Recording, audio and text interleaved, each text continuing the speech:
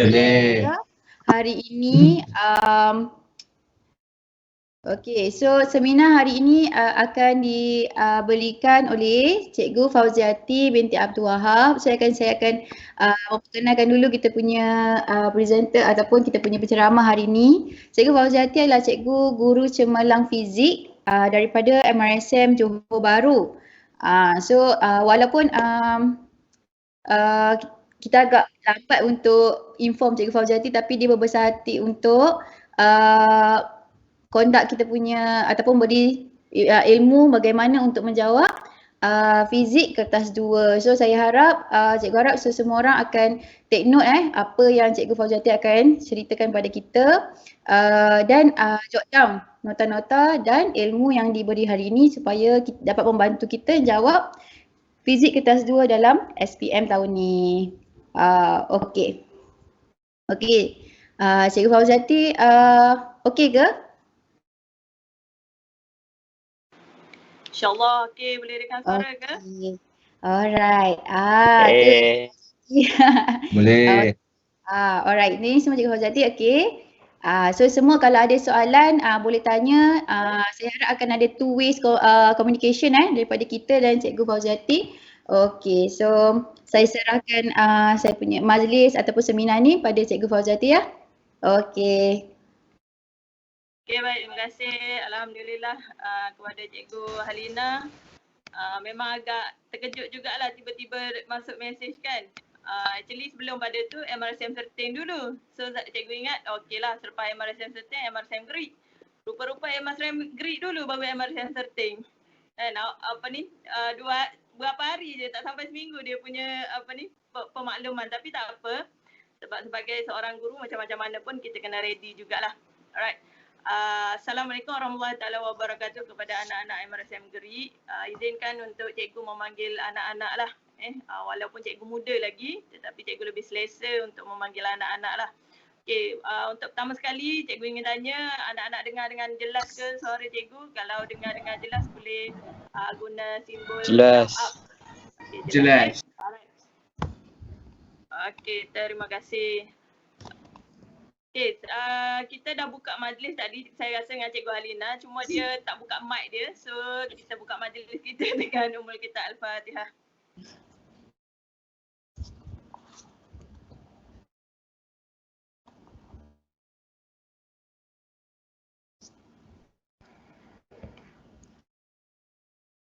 Okay, tanpa membuang masa, kita akan start kita punya seminar pada hari ini. Cikgu harap anak-anak boleh tengok cikgu punya paparan skrin pada hari ini. Boleh nampak ke? Boleh. Boleh Boleh. Okey, seminar perkongsian pintar fizik kertas 2 SPM RSM dan juga SPM. Kenapa cikgu panggil seminar perkongsian pintar? Sebab kita tak boleh panggil seminar teknik penandaan apa semua.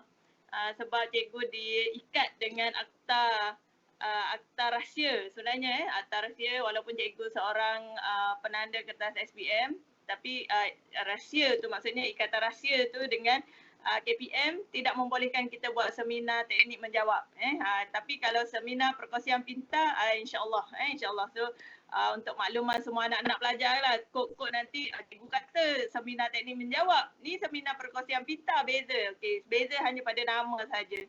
Alright, so kita tak boleh nak panggil seminar teknik menjawab walaupun yang akan cikgu bagi pada hari ini adalah teknik menjawab kertas 2. Okey, sebenarnya daripada KBSM dengan KKSM, teknik menanda tak ada banyak beza. Teknik menjawab pun tak ada banyak beza. Cuma yang berbeza adalah struktur pertanyaan soalan dan juga topik lah. Topik yang ada di dalam yang akan ditanya di dalam SPM nanti dan juga SPM RSM. Okey, izinkan cikgu untuk menggunakan dua bahasa. In case kalau anak-anak tak faham bahasa Melayu, boleh tanya ke English. Cuma jangan tanya bahasa ketiga lah, Chinese ataupun Indian sebab yang tu cikgu tak faham. Alright, sekiranya anak-anak tak faham bahasa Inggeris, boleh juga bertanya dalam bahasa Melayu dan cikgu cubalah sedaya upaya untuk memahamkan anak-anak. Okey, baik.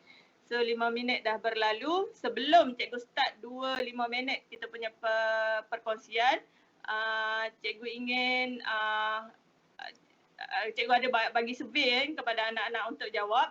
So cikgu dapati bahasanya ramai antara anak-anak yang masih lagi lemah dalam nak menjawab soalan kertas 2 ni. Maksudnya dia tak tahu lagi macam mana nak jawab kertas 2 ni. Walaupun soalan-soalan tu nampak simple je, sebenarnya soalan-soalan tu boleh memberi gambaran kepada cikgu bahawasanya anak-anak pernah buat tak soal full set kertas 2. Okay, full set kertas 2. Ramai yang tahu, tapi ada juga sebilangan kecil yang masih lagi dalam awang-awangan. Dia macam tak tahu lagi apa yang berlaku sebenarnya dalam kertas 2 ni.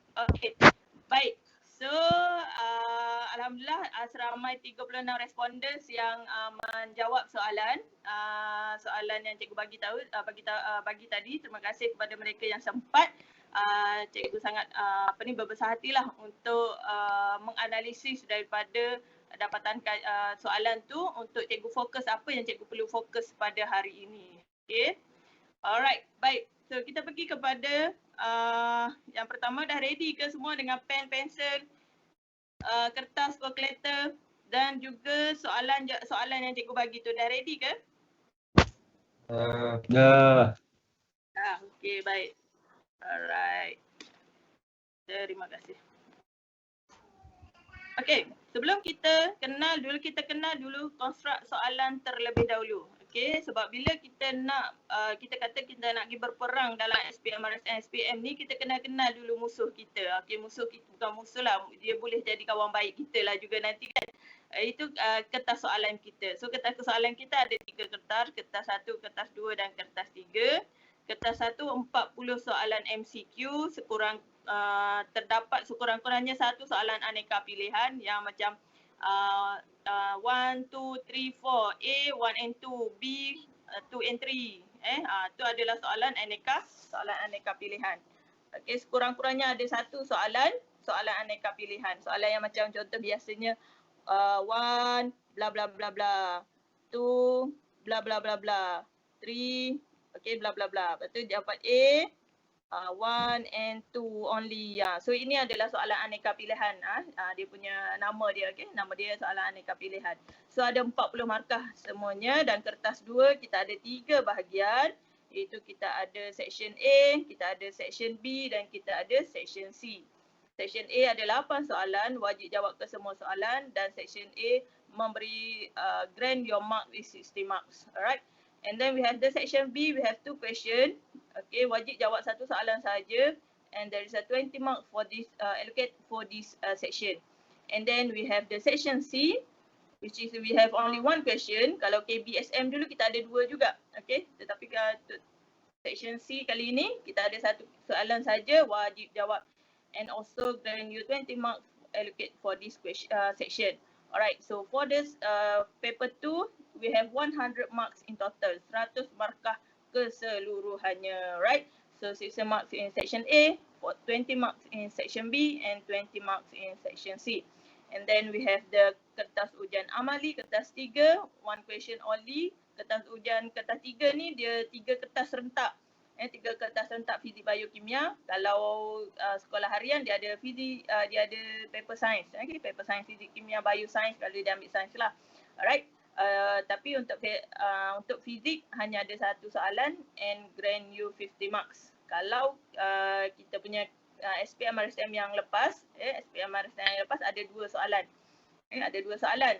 Dan fizik, kimia, bio kita ambil amali berbeza-beza. Cuma kali ni kita ambil serentak 1 paper. Dalam 1 paper tu ada 1 section paper fizik, grant you 50 marks. Okay, kalau kita tengok total marks dia berapa semua ni?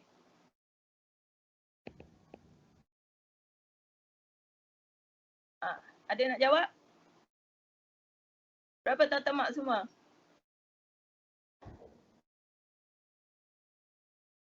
Ratus 55 markah. 155 markah. Alright. So kita tengok daripada lembaga. Okay, daripada lembaga kita tak akan tengok semua. Kita akan fokus kepada paper 2 kita je pada hari ini. Alright. So seperti yang cikgu kata ada 60 markah, ada 8 item, 20 markah, 2 item jawab 1 saja. Okay. So kita ada 40 markah, 100 markah dan 15 markah. Okay. So masa yang diperuntukkan adalah 2 jam 30 minit. Okey, 2 jam 30 minit ni, okey, ini adalah allocation yang dicadangkan. Allocation yang dicadangkan kepada anak-anak untuk menjawab soalan section A. Soalan paper 2. Maksudnya section A berapa minit, section B berapa minit, section C berapa minit. Okey, section C kita allocate anak-anak menjawab 45 minutes. Section B kita allocate ataupun cadangkan anak-anak menjawab 45 minit. So section A berapa minit? Bagi teka-teki lah sikit. Okay, section A berapa minit? Kalau section B 45 minit, section C 45 minit, section A berapa minit?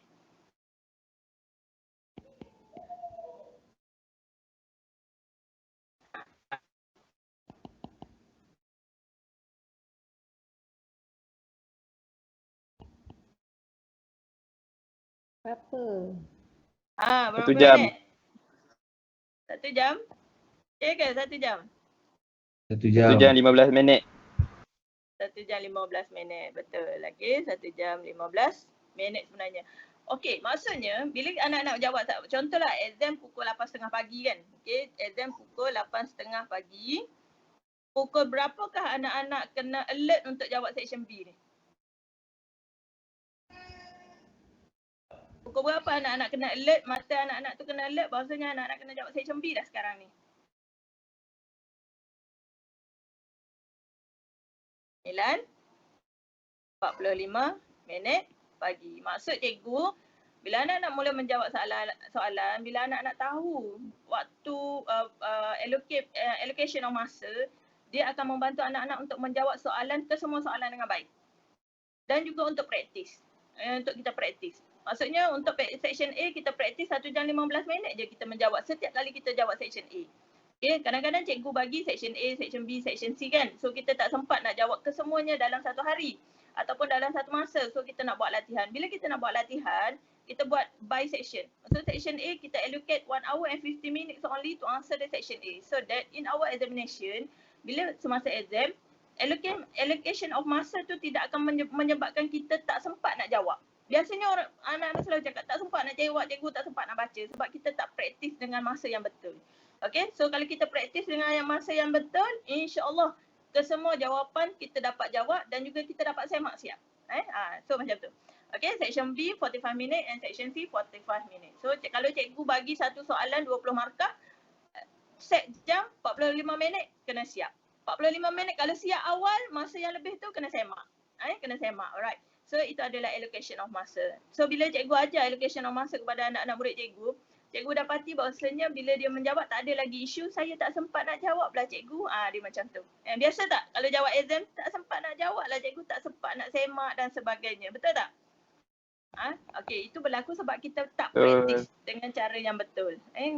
Jadi bila kita praktis dengan cara yang betul, insya-Allah nanti examination kita tak adalah nak kata saya tak cukup masa lah cikgu nak jawab. Tak adalah macam tu. Okey? Baik. So, ini adalah untuk kertas 2. Okey, dan kita tengok untuk aras kesukaran. Okey, soalan yang ditanya adalah soalan yang diajar dalam DSKP, KSSM tingkatan 4 dan tingkatan 5. Semua diajar. Maksudnya dalam buku teks awak tu, kalau awak tengok yang kat tepi-tepi tu info ke apa semua kan. Biasanya awak baca yang tak kat tengah je, yang kat tepi tu info ke, info gallery ke, dia punya video ke, semua awak kena tengok. Dalam buku teks tu, semua kena tengok. Dia letak dia punya video ke, dia letak dia punya link ke, tu semua kena tengok. Sebab semua tu boleh ditanya dalam SPM nanti. Dia tak ada, kita kata dia tak ada boundaries untuk tak tanya soalan macam tu, tak ada. Dia akan tanya. Okey, kalau kita tengok dalam buku teks kita kan. Okey, saya tunjuk dalam buku teks kita contoh Saya ada buku teks contoh. Okey. Contoh ni buku teks awak lah kan. So, okey, biasanya yang macam ni. Ni yang information portal-portal macam ni kan. Yang ni pun boleh ditanya di dalam SPM. Boleh. Maksudnya dia tak ada boundaries lagi, benda tu ada dalam cakupan dalam buku teks awak, dia boleh ditanya. Termasuklah yang dia bagi link ni. Okay, so sebab itulah dalam buku teks ni, buku teks form 4, form 5 KSSM yang baru ni, go through one by one, video by video, tengok satu persatu. Macam mana cara dia explain apa semua, sebab apa yang dia explain tu boleh ditanya di dalam soalan SPM nanti. Alright? Okay. So macam contoh importance of ni, baca dan highlightkan apa yang dia nak bagi tahu dalam soalan tersebut. Contohnya futuristic length ni apa semua tu kena baca sebab dia boleh menjadi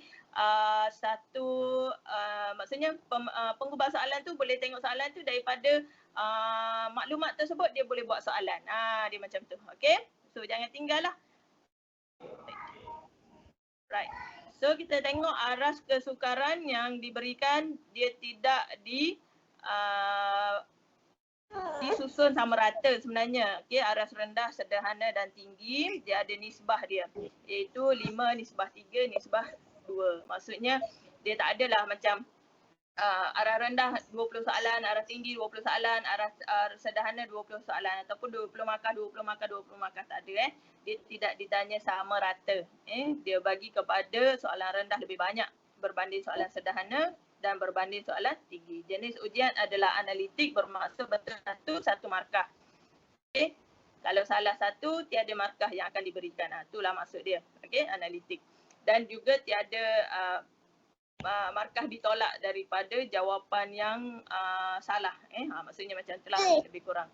Okey, baik. So kita akan tengok dia punya konstruk soalan. Okey, konstruk soalan. Untuk elemen 1, 2 dan 3 ini telah ditanya dalam kemahiran asas sains. Yang ni cikgu perlu bagi tahu sebab nanti cikgu nak you all target. You all target macam mana you all nak dapat A ke, B ke, C ke. Dia macam tu. Okay, so kena bagi tahu juga yang ni. Okay, di dalam cakupan SPM ataupun KSSM, kita hanya start di elemen 4 sampai elemen 9. Iaitu elemen mengingat. Maksudnya definisi, nyatakan. Yang tu elemen mengingat. Contohnya nyatakan berapa nilai, contohnya macam itulah. Contohnya nyatakan what is the colour of spectrum. Okay, so macam itulah soalan mengingat. Define momentum. Okay, so itu adalah soalan mengingat. Dan juga soalan memahami. Soalan memahami KF01 jenis yang macam what is the factor of, macam tu. Okay, what is the factor of elasticity contohnya, macam tu. Soalan mengaplikasi F02 ni pengiraan. Okey, pengiraan. Kita kena kira. Diberi rumus, okey, diberi nilai, kita pun keluarkan rumus, substitution dan kita kira. Okey, soalan pengiraan aplikasi. Okey, menganalisis adalah soalan macam soalan 3 ataupun 4 markah yang kita nak bagi tahu working principle. Okey, kita nak bagi tahu working principle kan. Contohnya soalan how the transformers work contohnya, okey. Bagaimanakah transformers berfungsi? Contohnya itu adalah soalan menganalisis. Maksudnya kita kena analisis soalan tersebut. Bagaimana kita nak jawab dia punya. Okey. And then soalan menilai. Soalan menilai ni soalan decision making iaitu 10 markah. Okey, nanti kita akan tengok soalan menilai, decision making dan juga soalan modification ataupun mencipta KF05. Soalan menilai KF04 dan KF05 ni 10 markah ni kebanyakan pelajar boleh mendapat 10 markah penuh. Kebanyakannya. Kalau sekolah MRSM biasanya bila nak sampai SPM, SPM, kebanyakannya 80%, 80 to 90% boleh dapat markah 10 markah yang complete 10 markah untuk section B dan section C. Okey, baik. So ini kita akan fokus kepada pelajar untuk contoh untuk paper 1. Okey, untuk paper 1 dia ada yang ni. Okey, untuk paper 1. Untuk paper 2 dia ada semua. Untuk paper 3 dia ada yang atas tu, kemahiran proses sains. Okey, paper 3. Okay. So sekarang kita berbincang tentang paper 2. Maka paper 2 dia ada semua ni daripada elemen 4 sampai elemen 9. So dia ada 6 elemen semua. Okey, 6 elemen dalam paper 2. So siapa yang jawab elemen dalam paper 2 sekejap ya.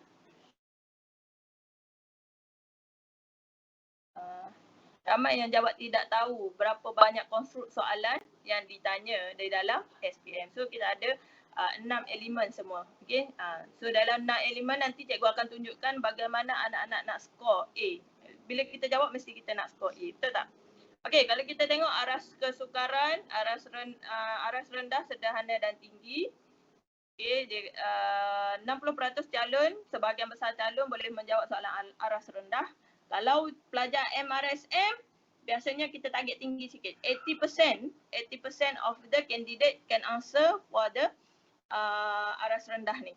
And then 60% of the candidate, 40 to 60% of the candidate can answer untuk soalan aras sederhana. Kalau MRSM kita ambil 60%. Okay, 80, 60 dan juga aras tinggi sekurang-kurangnya 40 calon ataupun sebahagian boleh menjawab soalan aras tinggi. So maksudnya kalau dalam exam nanti, contoh soalan SPM nanti, SPM RSM nanti, okay, bila kita kenal pasti pelajar-pelajar, letakkan dia punya berapa persen soalan aras rendah tu pelajar boleh jawab. So itu menunjukkan bahawasanya validity soalan itu adalah tinggi. Dia macam itulah lebih kurang. Okey, ini adalah kod kertas awak. Wajib ingatlah kod kertas awak ni. Okey, nanti jangan tiba-tiba salah ambil kod pula. 453 1 /1 /2 /3. Okey, ini adalah kod kertas soalan fizik lah. Okey, baik. So now kita dah tahu tentang konstruk soalan. So sekarang kita tengok soalan dia. Okey, so dah ready dengan kertas masing-masing. Cikgu akan laju yang ni sebabnya yang ni dia lebih kurang kepada jawapan saja. Okey. Alright, soalan yang pertama cikgu lupa nak letak A dengan B ni. So cikgu baru letak lah, minta maaf lah ya. Alright. So kita tengok untuk jawapan dia. What is the meaning of satellite? Okey, so yang ini adalah PF01, maksudnya definition sahaja. Alright. An object space a circle around a bigger object. Dalam soalan ni dia nak perkataan orbits around bigger object. Yang tu wajib lah. Maksudnya perkataan tu wajib ada di dalam definisi ni. Dia macam tu. Okey, baik. Soalan nombor 2. Ini pun adalah soalan PF01. Anak-anak hanya perlu tahu yang mana geostatic, yang mana non-geostatic. Tu je. Okey, so ini adalah soalan yang aras rendah lah. Aras rendah. Okay, state 1 characteristic. Okay, state 1 characteristic ini dah pergi kepada KF02. Sorry. Dia ada satu lagi, PF02.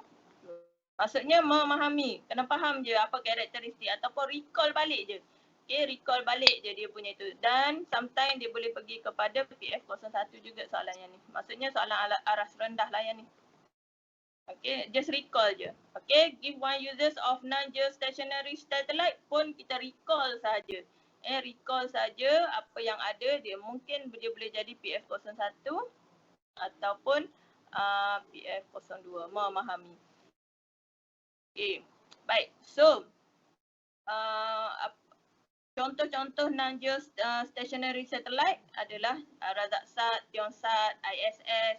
ISS ni ingat lagi tak? Apa benda? Tempat apa? Tempat kita punya angkasawan. Okay, angkasawan Malaysia kita yang pertama sekali yang pergi buat study, okay? Di ISS. Alright. So kenapa soalan ni dia buat soalan non-geostationary satellite? Kenapa dia tak buat stationary satellite? Sebab dia nak relate kepada kita lah. Sebab Razaksat, Tionsat ni adalah kita punya satellite. So biasanya soalan dia macam tu. Dia nak relate kepada, nak suruh anak-anak tahulah bahasanya Malaysia pun kita ada satelit kita yang tersendiri. Mungkin soalan dia yang seterusnya, kalau ada lagi soalan dia akan tanya name the one of the example of non-geostationary satellite. So kita mudah ingat.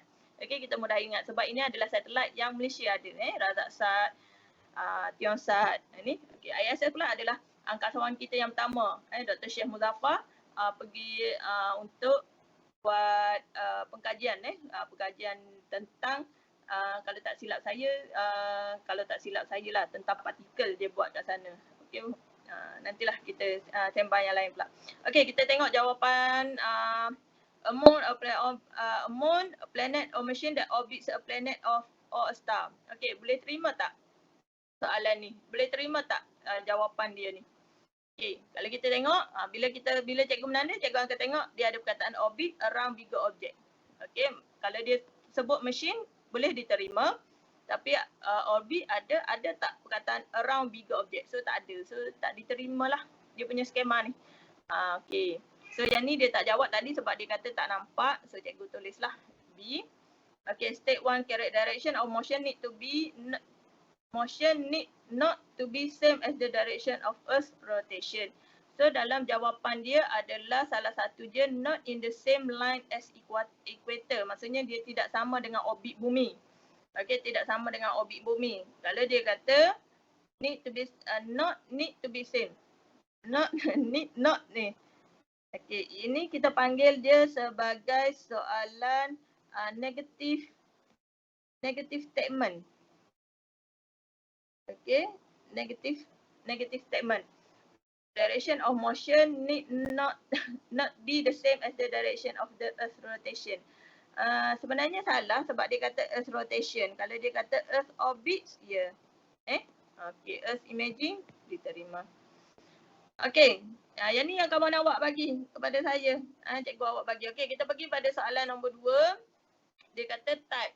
Type hanya ada 2 saja, sama ada kita cerita tentang longitudinal ataupun transverse, mechanical ataupun mechanical versus electromagnetic.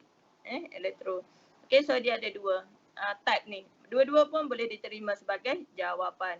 Okay, baik. So ini berkenaan dengan ultrasound. Condition of a baby. Okay, and then B, the use of ultrasound are much safer than X-ray to scan the unborn baby in the womb. Explain why. Bila kita jawab soalan macam ni, anak-anak tengok dulu markah yang diperuntukkan. Okay, tengok dulu markah yang diperuntukkan.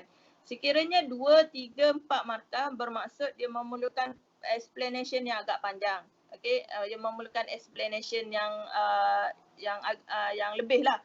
Okay, so kalau kat sini ramai pelajar dia akan dijawab X-ray ni. X-ray ni bahaya, X-ray ni penetrate baby, X-ray ni salah sebab dia tak menjawab soalan. Bila dia kata explain the use of ultrasound, kita tak boleh explain pasal X-ray ni. X-ray ni dia just nak bagi kepada anak-anak supaya anak-anak hilang tumpuan untuk menjawab soalan ni. Okay.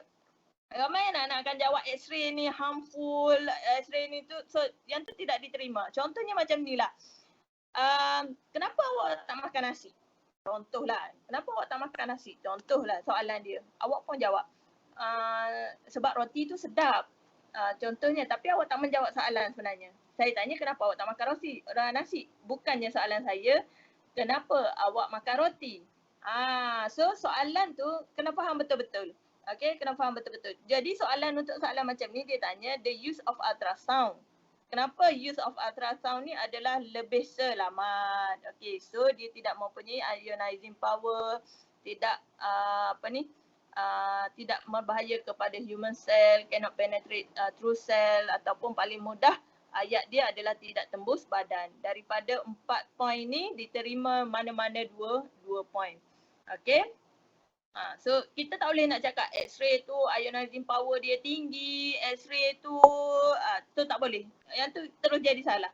Kalau dalam SPM hari tu ada satu soalan lebih kurang soalan macam ni juga. Daripada 6 poin yang diberikan, okay, saya share sikit dalam SPM hari tu. Okay, daripada 6 poin yang diberikan, 4 poin kena cerita tentang ultrasound. Dan hanya 2 poin saja boleh diterima untuk X-ray. Tetapi wajib ada ultrasound ni kena ada jugalah. Dia macam tu. Okey, 2 poin ni adalah poin yang ke-5 dengan poin yang ke-6 dah. Alright, so maksimum pelajar akan dapat kalau dia jawab X-ray jam, dia akan dapat 2 daripada 4 markah lah. Dia macam tu. So elakkan sebenarnya. Elakkan. Bila dia tanya tentang ultrasound, kita jawab tentang ultrasound lah. Kita jangan jawab tentang X-ray. Dia macam tu. Okey, baik. Yang seterusnya adalah soalan KF03 iaitu menganalisis soalan jenis kuantitatif iaitu pengiraan. Okey, so yang ini adalah KF04 lah.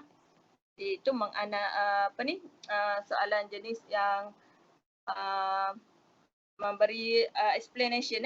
Explanation. Okey. Untuk soalan pengiraan pula, markah yang diperuntukkan adalah 1 markah untuk substitution dan 1 markah untuk final answer. Sekiranya untuk SPMRSM, cikgu bagi tahu teruslah. SPMRSM kita reject tiada unit. Tetapi untuk SPM kita accept walaupun tak ada unit. Janji prefixes dia betul. Prefix dia betul. Okey, cikgu cakap terus terang. Kalau SPMRSM kita reject tak ada unit. Kita reject kalau tak ada unit. Tetapi kalau SPMRSM kita accept, cuma kena betul prefixes. Prefix ni yang ni lah kena betul. Okey. Baik. So, untuk soalan pengiraan, dalam mana-mana soalan pengiraan dalam SPM mesti wajib ada jalan kerja. Sekiranya anak-anak jawab soalan ni, jawab soalan ni tiba-tiba anak-anak dia terus pergi kepada jawapan terus. Tak ada pengiraan. Okey, tiada pengiraan. So, tidak dapat markah. Maksudnya walaupun jawapan tu betul tapi tak ada pengiraan, tak dapat markah. Untuk soalan SPM, okey, SPM sama sebenarnya. Jika tak ada pengiraan, tiba-tiba dia muncul jawapan dia macam tu, okey, tak ada pengiraan daripada mana-mana, tak tunjuk mana-mana pengiraan, tak dapat markah. Okey, so jalan kerja tu adalah lebih penting daripada jawapan yang betul lah. Dia macam tu lah. Okey, walaupun ada jawapan betul, tak ada pengiraan, tiada markah. Untuk kesemua Section A, Section B, Section C, kesemua yang ada melibatkan pengiraan, kalau tiada jalan kerja ataupun jalan kerja salah. Satu lagi, ataupun jalan kerja tak berkait. Okey, jalan kerja tak berkait pun tidak akan dapat markah. Pun tidak dapat, tak boleh bagi markah lambda tu 7.5 markah yang betul. Contohnya macam ni lah. Okey, cikgu tunjuk contoh.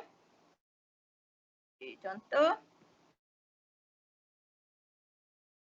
kalau dia 1005 bahagi 2 darab 10 kuasa 6 kan. Contoh dia nak buat lambda sama dengan 2 darab 10 kuasa 6 meter per second square negatif 1 bahagi dengan 1500 meter per second negatif 1. Tiba-tiba keluar jawapan 7.5 darab 10 kuasa negatif 4 meter. Okey. So kat sini jalan kerja dia tak berkait. Nampak tak? Jalan kerja dia tak berkait. Jalan kerja yang salah tidak akan memberikan jawapan yang betul. So dua-dua tak dapat markah walaupun jawapan dia betul. Boleh faham kat sini untuk pengiraan ni? Boleh faham tak? Kalau faham nanti tunjuk boleh. Tanda ibu jari tu. Boleh. Tanda good tu. Okay, right.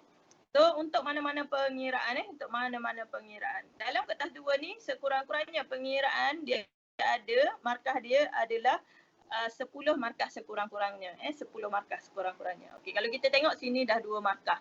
Okey, nanti kita ingatlah 2 markah. Okey, baik. What type of ultrasound? Sound wave, salah.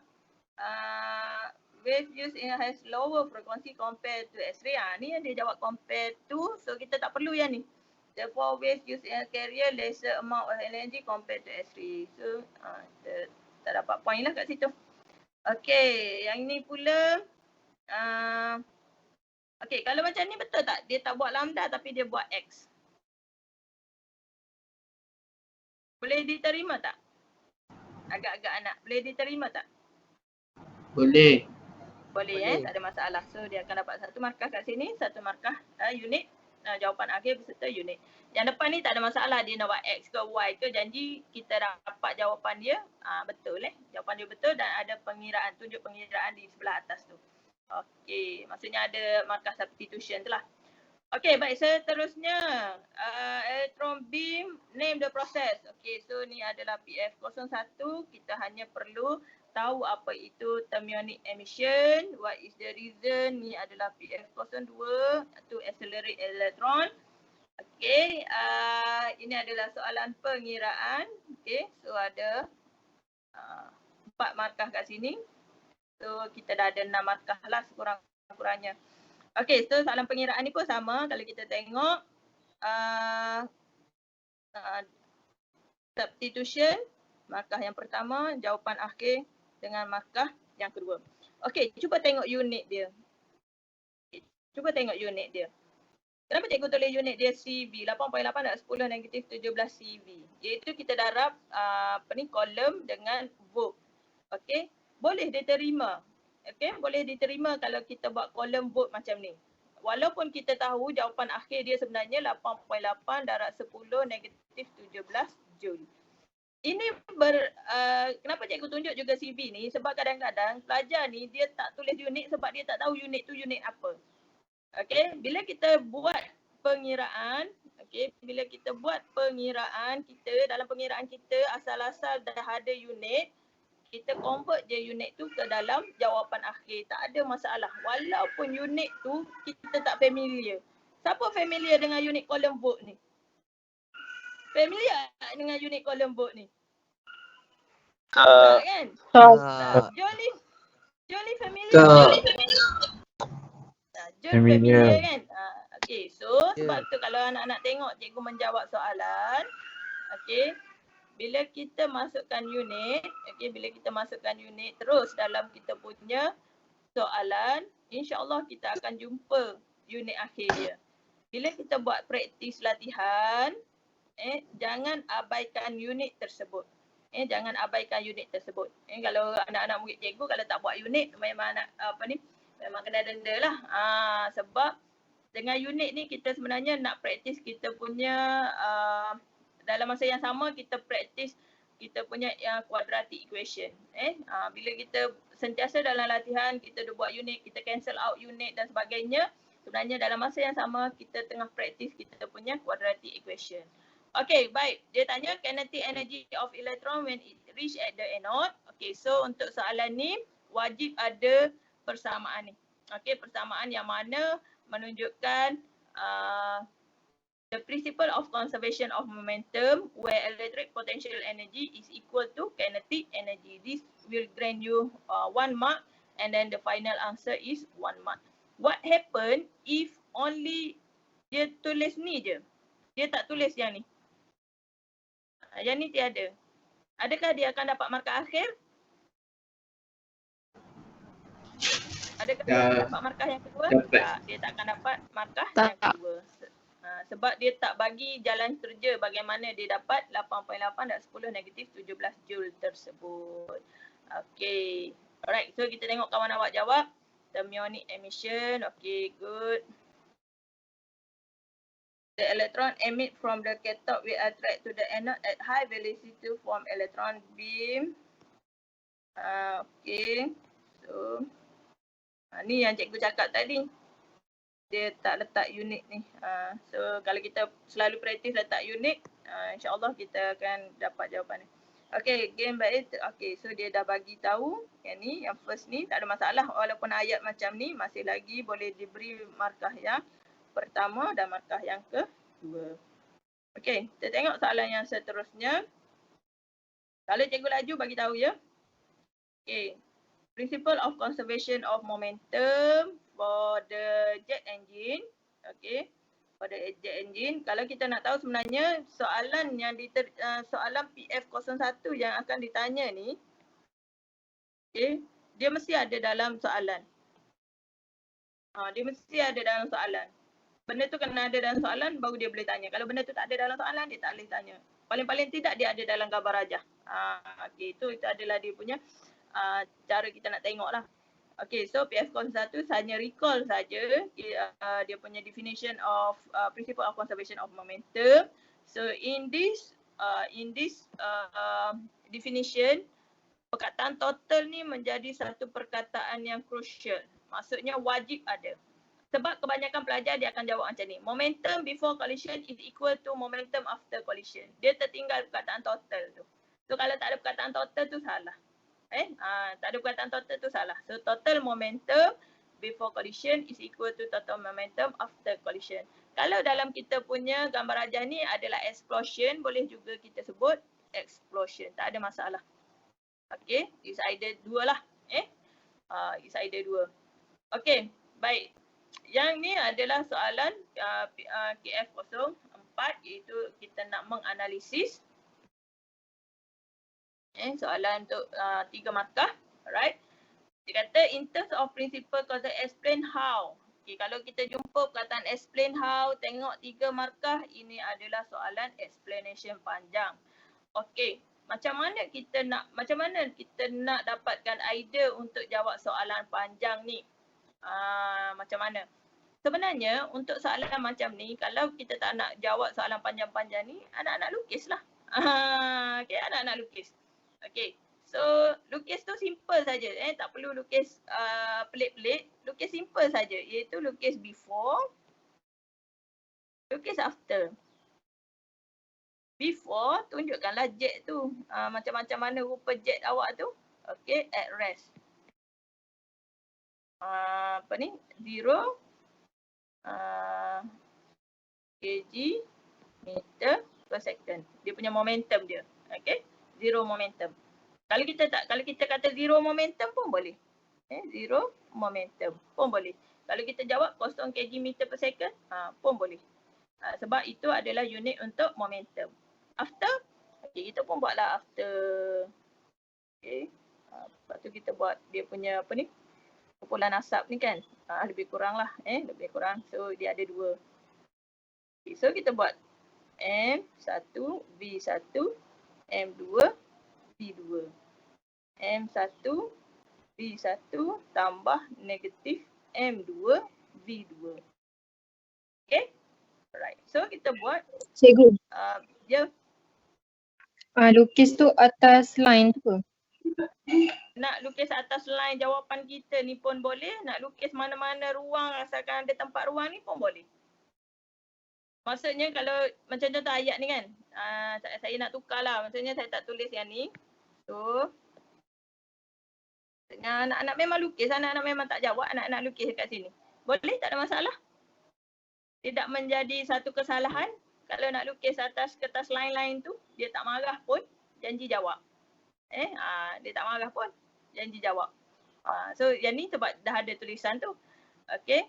Alright. So before, lepas tu kita pun buatlah satu lagi dia punya kat bawah ni.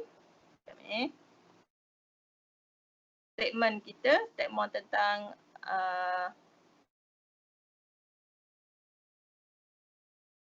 total momentum is equal to total momentum. Sebab kita dah ada ni after dan before ni. Kita dah buat macam ni. Ataupun total momentum before is equal to total momentum after. Maksudnya kita punya gambar rajah ni, gambar rajah ni dah boleh bagi kepada kita 1, 2, 3, 4 markah lah. Okay, kalau kita tengok ayat yang cikgu tunjuk pun, before explosion, jet is at rest with 0 momentum. Markah yang pertama. After explosion, hot gas is move opposite direction of the motion of the engine. Kita dah tunjuk dah opposite ni gambar bentuk apa ni, bentuk ni arah anak panah ni. Okay, dan juga positif dengan negatif ni dah menunjukkan direction dia yang berbeza dah. Total momentum is conserved in this explosion. So macam kita buat. So kita dah ada dah yang last kali. So terus dapat 3 markah total. Maksudnya soalan essay ni explain how. Kadang-kadang anak-anak kena kreatif. Tak semestinya kita jawab soalan panjang-panjang. Kalau kita rasa kita macam tahu lukisan dia tu, so kita lukis lah, tak ada masalah. Kita lukis je atau dot-dot line tu lukis je. Sebab tu je yang awak tahu. So awak buatlah yang tu. Sebenarnya kalau kita nak tengok soalan 3 markah, 4 markah ni, ramai pelajar yang macam stuck. Sebabnya dia tak belajar, tak praktis untuk melukis macam ni.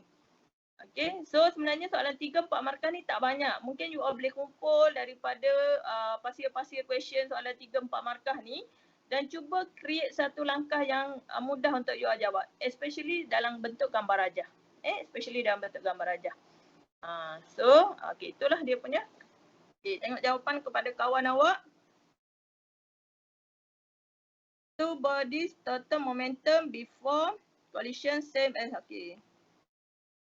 The engine jet use principle of conservation to produce forward thrust. Combustion of fuel causes burn gas to rush out of the exhaust in the high velocity and large momentum. This causes a momentum with equal magnitude that move the jet forward. The engine use principle of conservation to produce forward thrust. Okay. Kat sini dia tak dapat markah. Combustion of fuel causes burn gas to rush out of the exhaust in the high velocity and large momentum. Yang ini pun dia tidak menunjukkan arah tu berbeza, opposite direction. So tiada markah diberikan. This causes a momentum with equal magnitude that move the jet forward. Dia kena bagi tahu yang satu backward. Macam ni kan, ni ada perkataan jet forward kan. Saya akan cari ada tak perkataan backward. Macam contoh dia kata out ni, burn gas ni to rush out ni, perkataan ni ada tak dia sebut backward? Sebab baru saya dapat bagi satu markah. So tak ada. Tak ada maksudnya tak dapat markah lah. Okay. So dia macam tu. Okay, faham Boleh? Okay tak ni? Banyak je ni. Okey, boleh. Okey, boleh. Alright. Boleh lagi Okey, Laju cikgu. sikit sebab cikgu awak bagi 2 jam je kat saya. So yang ni simple sebenarnya. Section A ni dia hanya betul atau dia tak ada teknik sangat. Cuma cikgu nak bagi tahu do and do's je lah. Do and do's je. So yang ni pun sama. Pengiraan dengan markah akhir. Yang ni pun sama. Rumus dengan markah akhir. So kita bagi tahu kalau dia 3 markah macam ni, 1 markah kat sini, 2 markah kat sini. Itu adalah standard dia. Soalan yang first mestilah markah dia lebih kecil daripada markah yang second. Okay? So kalau 3 markah, 1 markah. Kalau 1 markah direct kita ambil. Kalau 1 markah direct, maksudnya kita tak perlu, kalau 1 markah pengiraan ni ataupun 1 markah ni dia tiada pengiraan. Dia direct, maksudnya kita ambil letak. Dia macam gitu. So dia tak ada pengiraan. 2 markah, yes, dia ada pengiraan. So itu maksud dia. Alright, so kalau 1 markah ni jangan fikir pening-pening, tengok je. Okay, what is the nilai halus je? It maybe 0 meter per second lah. So dia macam itulah untuk memudahkan kita kira minimum length tersebut. Okay, so this is the formula lah. Awak kena ingatlah formula ni. Actually formula ni ada diberi ada diberi dalam soalan. So kita tengok kawan awak buat. Itu kan pecutan jet. Ini soalan mana ni? Oh, tu pecutan jet 2.5. Ni unit dia salah ni. Dia punya ni betul. Maksudnya kalau SPM betul. Kalau SPM RSM salah. Okey, jadi paling mudah kita ambil yang SPM RSM lah. Jadi dia jadi salah lah jawapan akhir ni. Okey, walaupun dia punya jalan kerja dia betul. Okey, walaupun jalan kerja. Okey, untuk force unit dia adalah Newton. Tapi kalau kita tak nak tulis Newton, tengok macam cikgu tak tulis Newton pun. A meter per second square kan? Sorry. Betul. Sorry. Saya ingatkan dia cari Newton tadi. Sorry ya. Maafkan Patik. Okey, ini adalah markah yang kedua. Okey. Tengok cara cikgu menjawab. Okay, dia punya jawapan Newton kg. Kita pun tulis Newton per kg. Tak ada masalah. Boleh diterima.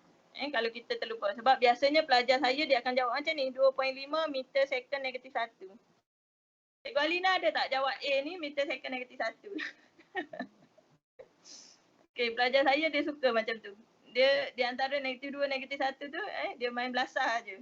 Okay, jadi saya ajar mudah. Bila kita masuk kan Newton kg, so kita tulis Newton per kg. Dia macam tu. Kita punya ni rekod kan? Rekod ke? Ya, rekod cikgu. Okay. Alright. So, yang ni, okay, nombor 5A.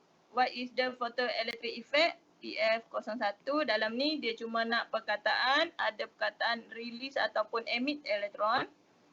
Release pun betul, emit pun betul, ada perkataan metal surface dan ada perkataan daripada electromagnetic radiation. Okay, induction ni radiation, salah ni.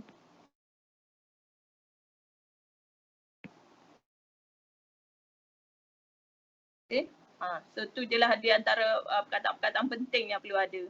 Okay, so yang nombor B ni pun adalah PF01, anak-anak hanya perlu tahu susunan dia saja. Okay, yang mana yang pertama, yang mana yang kedua dan yang mana yang ketiga. So susunan dia yang pertama yang ni lah, dia kesemua dia negatif. So bila ada UV radiation and then negatif ni elektron akan terbebas keluar. Okay, dan menjadikan gold leaf ni menghampiri ataupun attract to the root tu. Alright. So yang ni kalau kita tengok 2 markah. Yang ni soalan ni bukan soalan SPM.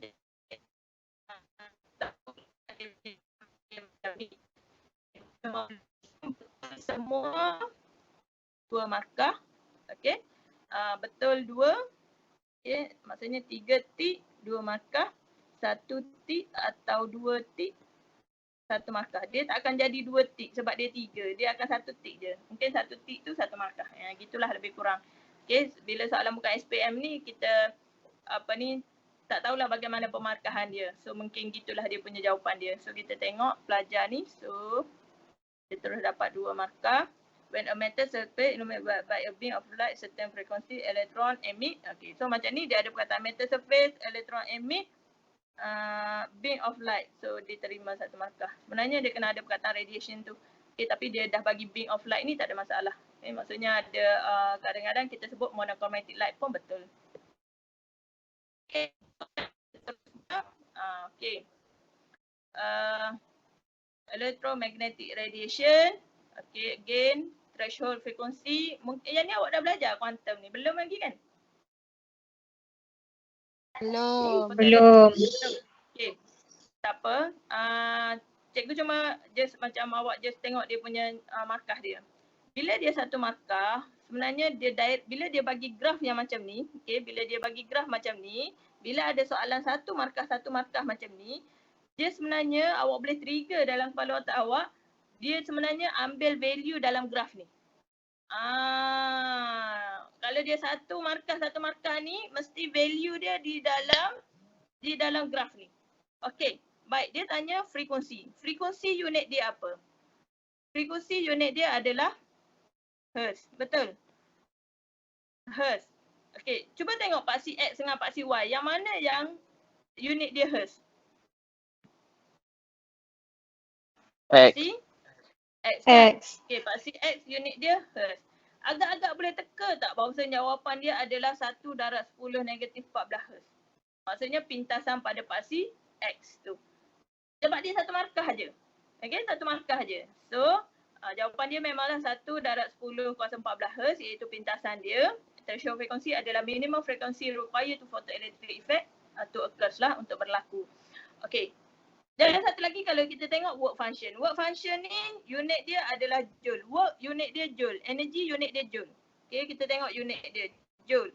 Dan kita tengok paksi X dengan paksi Y ni. Yang mana yang unit dia adalah joule?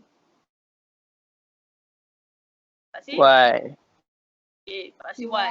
Okay, paksi Y ni adalah dia punya unit of work. So, kebarangkalian besar jawapan dia adalah pintasan pada paksi Y. Tapi memang betul lah pintasan pada paksi Y iaitu negatif 0.5 dan 10 negatif 19 Joule.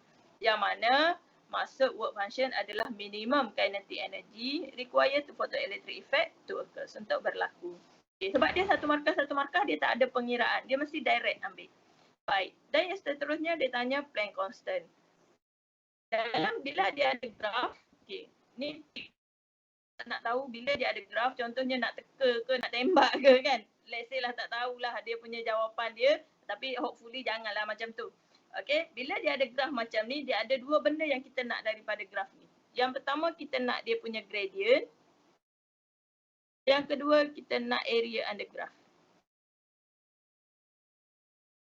Maksud cikgu, bila kita buat soalan, okay, bila penggubal buat soalan yang seterusnya is either kita nak gradient ataupun kita nak pelajar mengira area under graph. Tu maksud cikgu. Okay, tu maksud cikgu. So, untuk Planck constant sebenarnya untuk kita mencari gradient.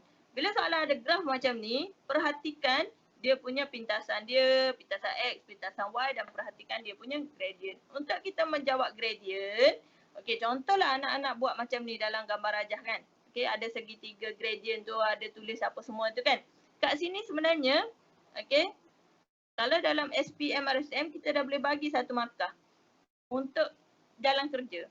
Sebabnya anak-anak dah buat segitiga gradient ni, okay, ini segitiga gradient dan nilai yang anak-anak letak ni, ini dah menunjukkan bahawasanya jalan kerja untuk mencari nilai gradient tersebut.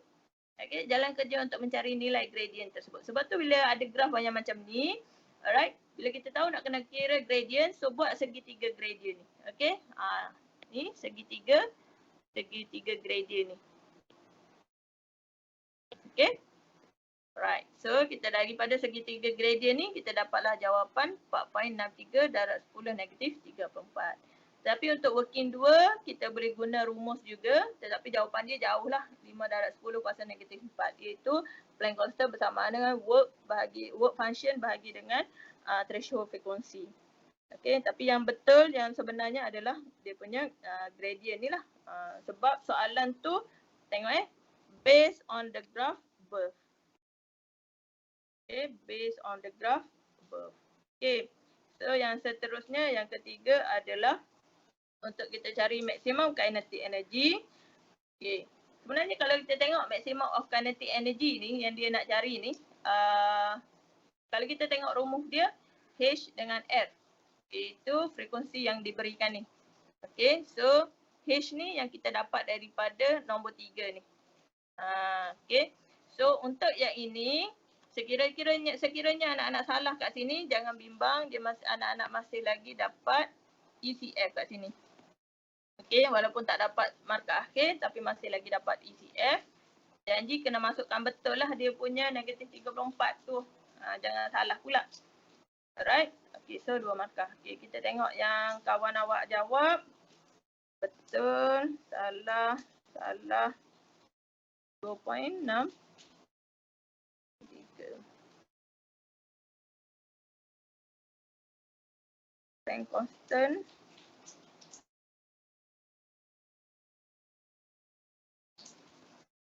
Okay, akan ada ECF kat sini. Okay, sorry, skema saya salah. Skema saya ni sepatutnya ada minus W.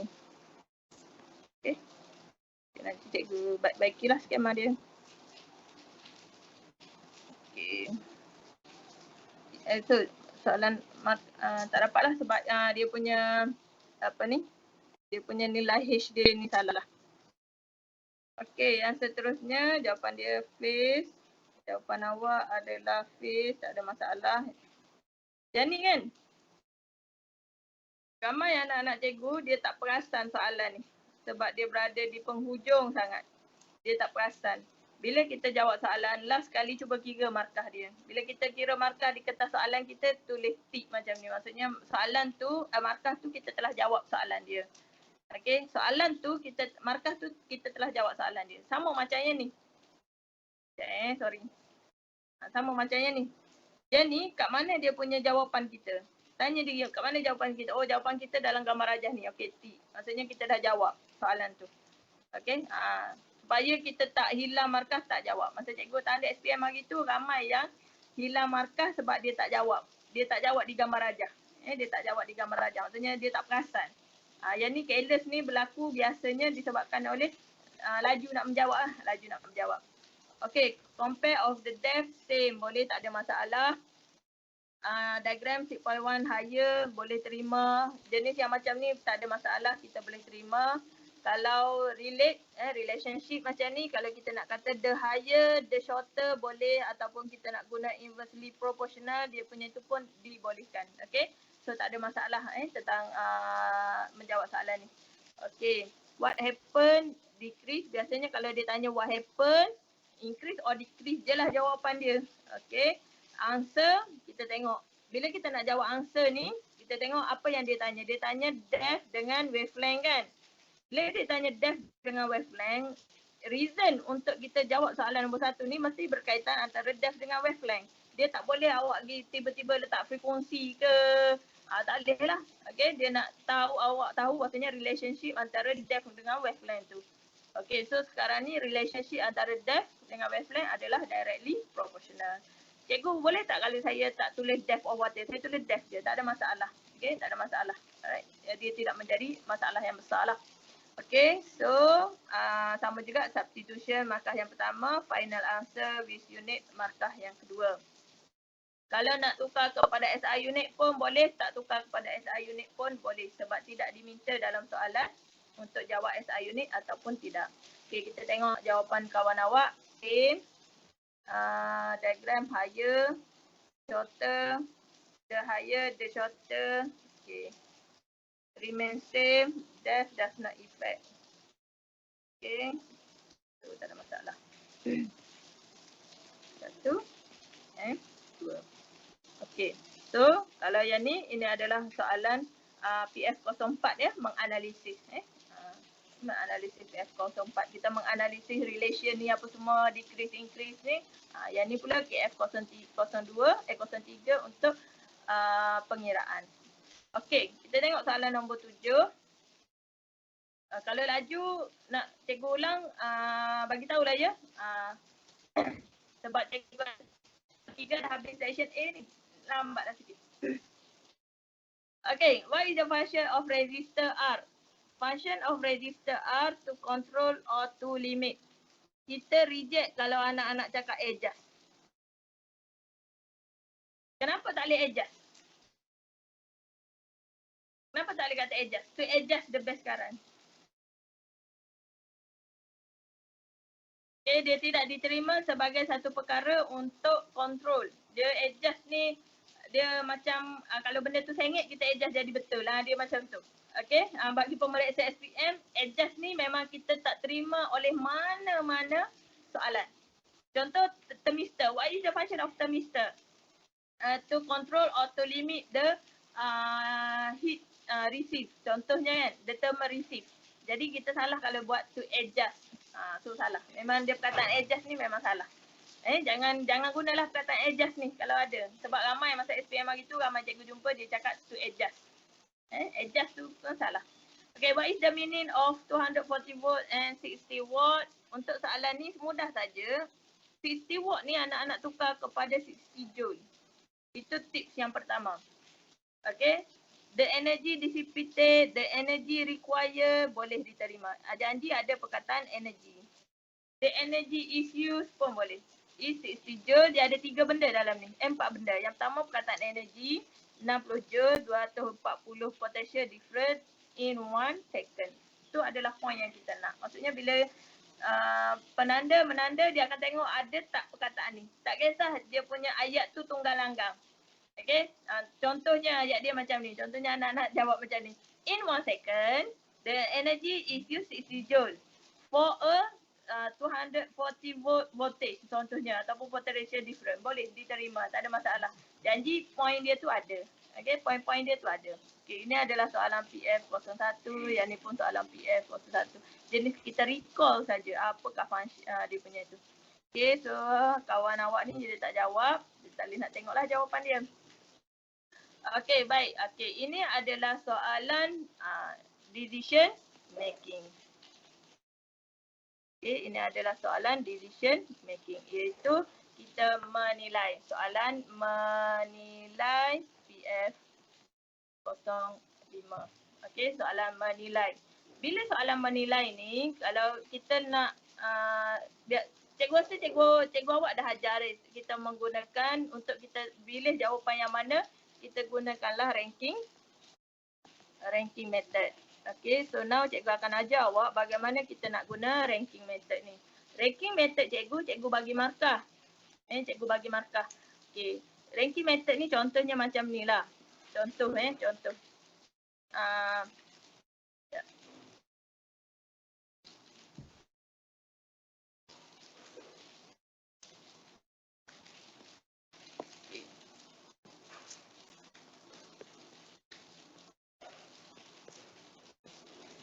Okay. Lepas SPM nanti, okay, anak-anak diberi 3 pilihan tempat pengajian. Yang pertama, Oxford. Okay. Yang kedua, USM. Yang ketiga, UMS. Contoh contoh. Mak awak pun cakap kriteria yang pertama.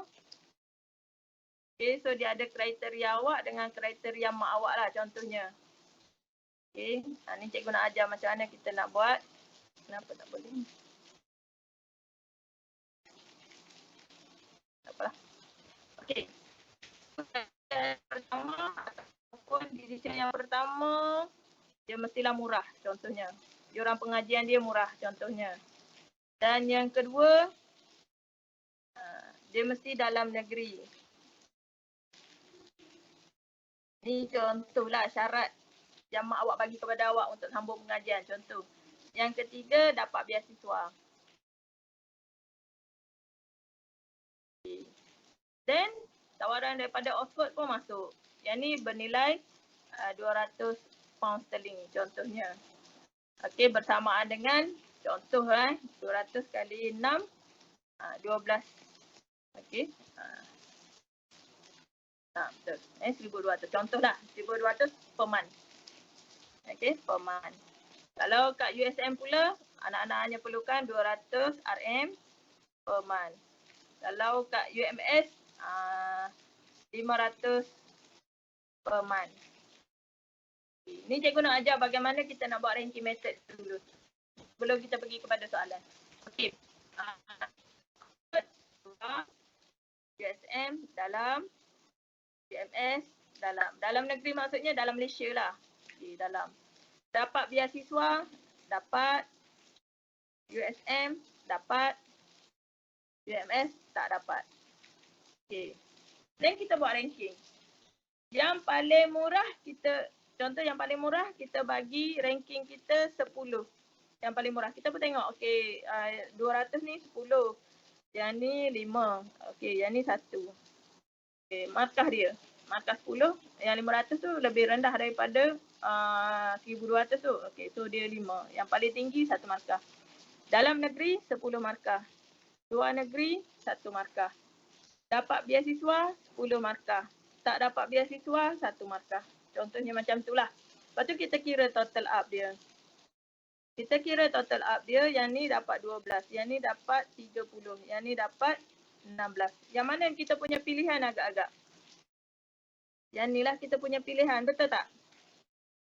Okey, contohlah ni contoh. Walaupun awak kata, alah nak ni belajar Oxford. Kan? So ni contoh. Okey, contoh USM. So bila kita nak jawab kepada mak awak, okey, kenapa awak pilih USM contohnya? Ataupun di manakah tempat pengajian yang awak pilih? Contohnya awak pun jawab, saya memilih, okey, saya memilih yuran pengajian 200 sebulan di dalam negeri dan mendapat beasiswa.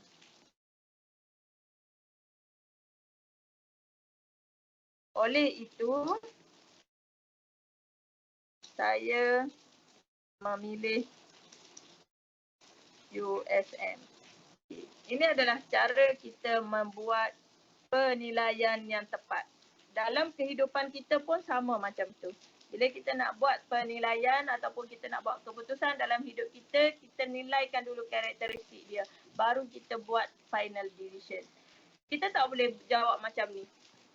Saya pilih USM. Sebab bla bla bla bla bla bla bla. Yang ini anak-anak dah berlaku bias. Itu dah berlaku ketidakadilan terhadap universiti-universiti yang lain. Maksudnya kita pilih disebabkan tempat. Kita dah pilih siap-siap dah. Kita tak tengok pun karakteristik dia apa, tapi kita pilih je dia. So ini dia dah berlaku bias. So sama juga dalam penilaian, kita buat penilaian ranking method dalam fizik. Lebih kurang sama dalam decision dia. Okey, baik.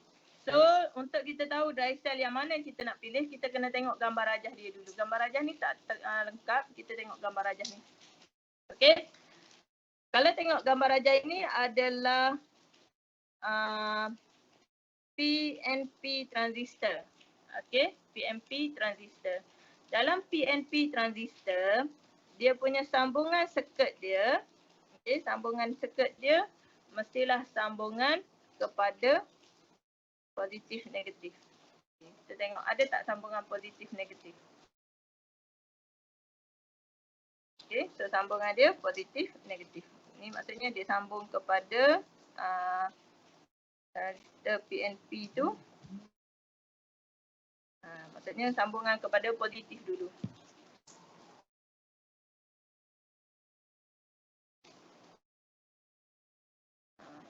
Okey, ni tips lah cikgu nak bagi tahu nak tunjuk kepada anak-anak kalau nak tahu sambungan dia. Okey, kalau kita ada transistor kan. Okey, kita ada transistor NPN dan kita ada transistor PNP. Dia beza dia anak panah tu je sebenarnya. Okey, perhatikan anak panah tu betul-betul. Bila kita buat transistor NPN dengan PNP, perhatikan dia punya anak panah tu. Okey, so kita ada di bahagian base.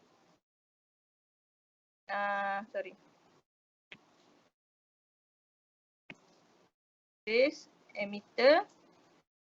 Okay. So, tak kisahlah emitter dia atas ke bawah ke, tengok anak panah dia ni. Okay. So, anak panah dia, kalau NPN, okay, kalau NPN, dia punya sambungan ni mestilah sambungan ke negatif terminal. Negatif terminal. Kalau PNP, di emitter ni, dia sambungan dia mestilah ke positif terminal. Dia macam tu kalau anak-anak nak tahu. Tak kisahlah dia punya sambungan tu kat mana. Okey, kalau dalam gambar rajah ni, kalau dalam sambungan ni, gambar rajah tak jelas lagi. Ya, dia punya ni adalah kat sini. Maksudnya sini adalah W ni sambungan dia positif, negatif. Dia macam tu. Okey. Positif, negatif. Dia mesti sambung P tu mesti sambung kepada positif. So sebab apa dia nak berlaku forward bias? Okey, sebab nak berlaku forward bias circuit. Nak berlaku forward maksudnya P sambung kepada P, N sambung kepada N. Untuk berlaku forward bias circuit. Okey, so kita bagi yang ni 10 markah, yang ni 1 markah, yang ni 1 markah.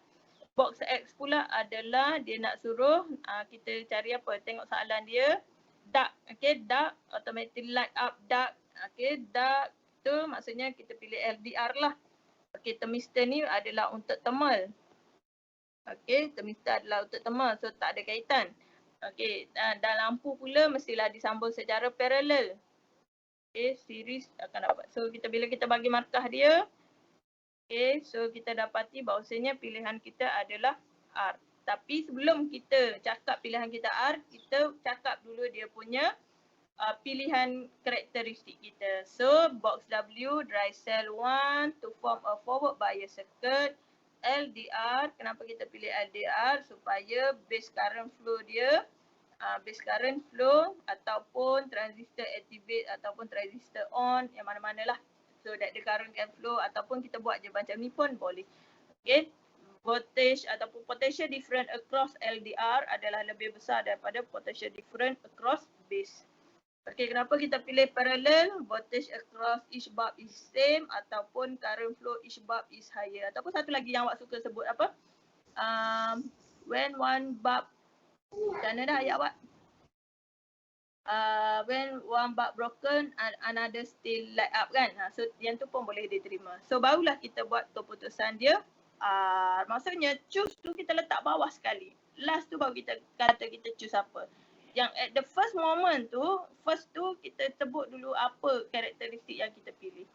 Okay, so kawan awak tak jawab, so saya tak bolehlah nak tanda. Okay, alright. So yang ini sama juga PF01 iaitu soalan nuklear ni, ya. Cikgu, kalau tadi kan yang parallel circuit tu, kalau budak-budak jawab pasal brightness, okey ke? Yang parallel circuit tu. Oh, maksudnya dia cakap Reason tu. brightness is same. Macam tu kan? Okey ke? Kena ada voltage dengan current juga. Sebab dia kalau dia brightness ni dia tidak so tu antara satu benda lah tentang brightness ni. Dia tidak diiktiraf sebagai physical quantity. Okey, baik. Brightness tu dia tidak diiktiraf sebagai physical quantity. Jadi bila dia tidak diiktiraf sebagai physical quantity, maksudnya kita tak ada satu alat nak mengukur brightness ni. Boleh kalau macam luas ke apa semua kita ada alat untuk pengukuran dia kan, walaupun kita bagi tahu dia secara itu. So brightness ni kita tak ada alat untuk pengukuran dia dalam amal kita, jadi dia tidak diterima sebagai jawapan. Yang tu yang saya faham dululah. Yang yang dibincangkan dalam dalam KBSM dulu. Dalam KSSM ni saya tak pasti. Cuma dalam KBSM dulu kita tak terima brightness ni. Okey cikgu. Memang pelajar sama ada kena jawab sama ada voltage, potential difference ataupun current. Alright. Okay, alright, terima kasih. Okay, yang seterusnya soalan nuklear.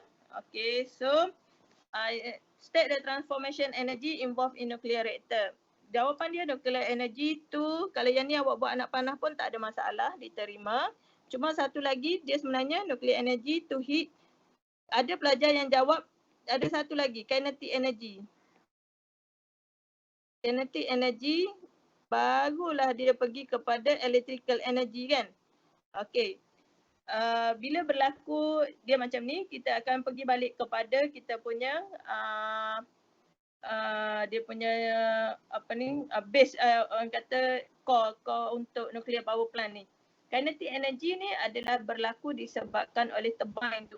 Disebabkan oleh turbine tu. Heat energy pula adalah daripada air yang dipanaskan memusingkan turbine. Turbine tu menghasilkan electrical energy. Okay, that is the flow of the nuclear reactor. Okay, so atas perbincangan biasanya kita akan accept saja. Okay, kita akan accept. Maksudnya kalau anak-anak jawab nuclear energy to heat energy to electrical energy pun betul. Kalau anak-anak jawab nuclear energy, heat energy, kinetic energy, electrical energy pun betul. Okay, tetapi kalau SPM biasanya dia ambil 3 saja. Okay, biasa SPM cikgu tengok permarkahan dia 3 je. 3 tu maksudnya macam mana? 1, 2, 3. Dia macam tu je. So dah cukup dah. Asalkan ada, so diberi markah. Walaupun anak-anak buat 4 tapi 3 tu ada dan dia berada dalam susunan, so kita dah terima. Kita terima. Maksud dia macam ni lah. Nuclear energy to heat energy to kinetic energy to electrical energy. Contohnya macam ni. So bila cikgu menanda, kita akan buat macam ni. Kita akan buat macam tu. So dapat 1 markah. Maksudnya kita abaikanlah kinetic energy tu. Asalkan ada jawapan dia. Dia macam tu. Okay, boleh faham? Okay, baik. So yang seterusnya, okay, tengok markah, 2 markah. Ini juga adalah soalan menganalisis PF03. Kenapa dia dibuat di lake, rivers and ocean? Explain why. Beritahu kenapa. Okay, markah yang pertama, source of water is manageable. Alright, kat sini ada sedikit anak-anak suka buat macam ni. Easy to get water. Betul tak? Easy to get water kan? Alright. Okay. Tahun lepas kita reject perkataan easy ni. Okay. Kita reject perkataan easy tu. Sebab tu kita tukar kepada perkataan manageable.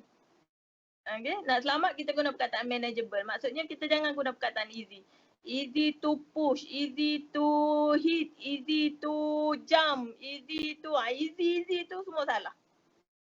Okay, easy tu semua salah. Memang kita tak bagi pelajar jawab easy ni pada tahun lepas lah. So hopefully, jadi untuk langkah berjaga-jaga ke SSM tahun ni, jangan guna perkataan easy tu. Elakkan menggunakan perkataan easy. Kecuali, dia ada kecuali. Nanti cikgu akan tunjuk kecuali dia apa. Alright, so easy to push, easy to apa lagi? Banyak easy ni biasanya anak-anak buat.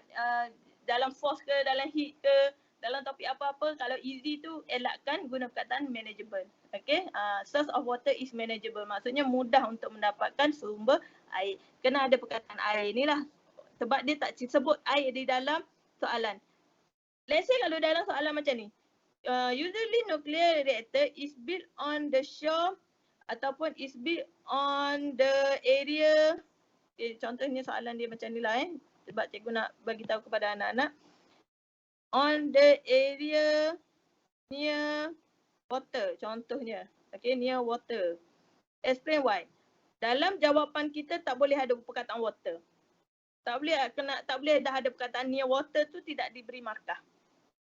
Maksud kata, sekiranya perkataan tu dah ada di dalam soalan, kalau kita repeat balik di dalam jawapan, tidak diterima sebagai jawapan. Tu maksud dia.